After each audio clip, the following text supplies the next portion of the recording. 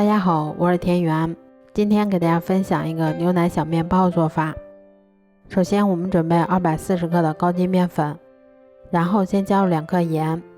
再加入25克白糖，最后我们再加入3克酵母粉。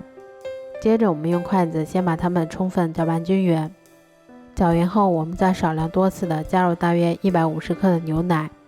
然后用筷子先把它们搅拌成这种面絮状，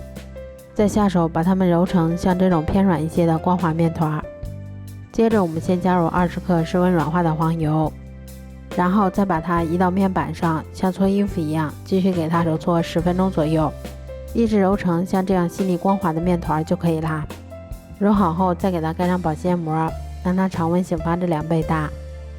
像这样体积明显变大，我们的面团就已经醒发好啦。接着我们把它移到面板上，先给它揉一揉，排出里面的空气，然后再用手先把它搓成长条，再用刀把它切成大小均匀的小剂子。我们把每个小剂子先给它揉得细腻光滑一些，然后再用手把它轻轻的搓圆。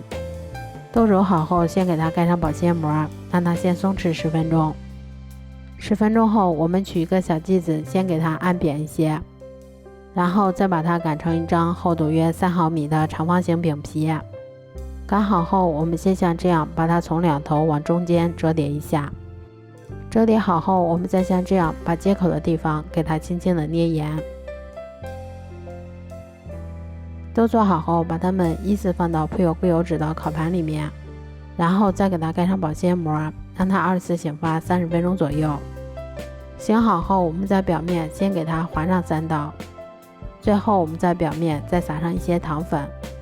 接着我们再把它放到烤箱里面，烤箱中层上下火180度，烤20分钟左右就可以啦。